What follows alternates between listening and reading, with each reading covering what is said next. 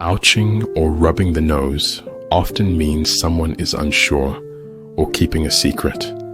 Imagine someone you know who does this. They're likely focused and competitive. It's important to notice how people act and what they feel so you don't cause problems. Understanding the body language of those around you, like your family, co-workers, boss, clients, or strangers, is key. This knowledge lets you communicate better and connect with them. If someone covers their mouth while talking and keeps a gap between you and them, they might be trying to hide something or feeling anxious. Clasping one hand behind the back is a common way to try to stay calm. Body language is very important. Deborah Bull said that before we could talk, we used body language, and it's still how we understand most of a conversation. The book Read People Like a Book by Patrick King teaches us how to understand others' actions. It's a great resource for learning about human behavior and psychology. To help you understand the book quickly, we have explained its important lessons one by one in 6 chapters. So let's get started. Chapter 1. Openness. Understanding openness can help you tell the difference between someone who's lying and someone who is sincere. Many gestures suggest a person is being open. For example, showing open hands is often linked to honesty. When people are upset, they might place their hands on their chests and ask, "What do you want from me?" in frustration. Also, when someone shrugs their shoulders with their palms up, it's a way to express their true feelings without saying a word. Children are a great example of this. They show their hands when they're proud of what they've done. But if they feel guilty or unsure, they might hide their hands behind them or in their pockets. Another sign of openness is how people handle their coats. If someone is feeling friendly towards you, they might unbutton their coat. Research has shown that people with unbuttoned coats are more likely to agree with you. Chapter 2. Defensiveness.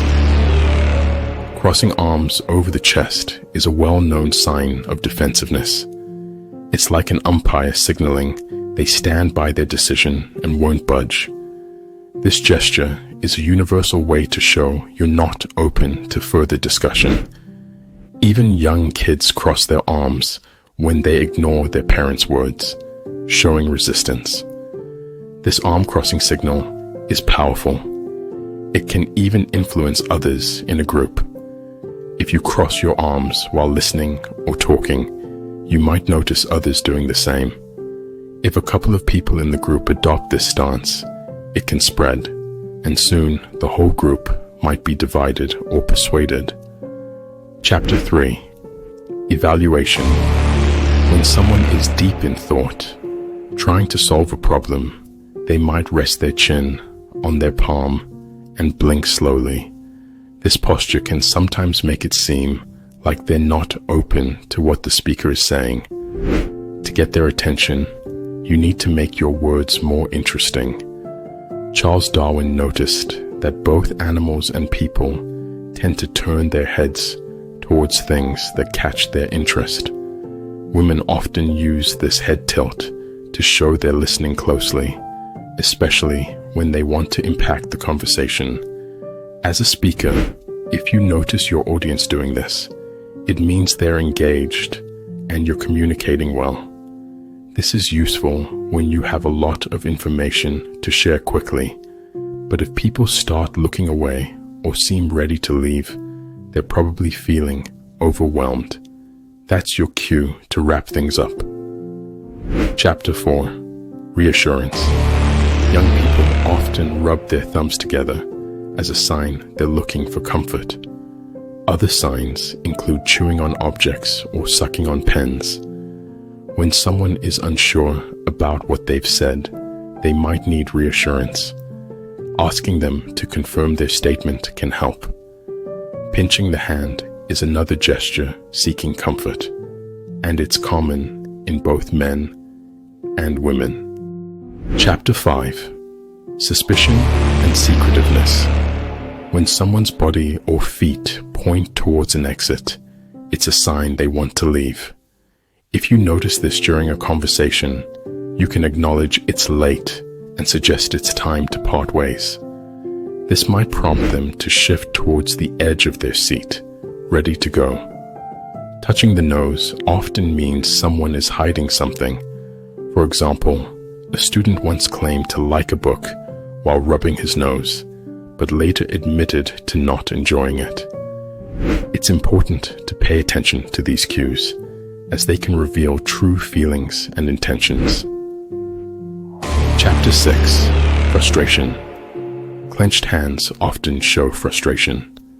For instance, in a seminar, a participant was seen tensing up and gripping his hands when challenged. His body language, like crossing his legs and staring, suggested he was ready to defend himself, despite verbally trying to appear open-minded. This contradiction can lead to more conflict. To ease the tension, it's better to address the underlying issues rather than continue a confrontational approach. Offering reassurance can help calm the situation and lead to a resolution. Thank you for watching. Don't forget to subscribe, hit that like button, and share your thoughts in the comments below. Stay tuned for more engaging content.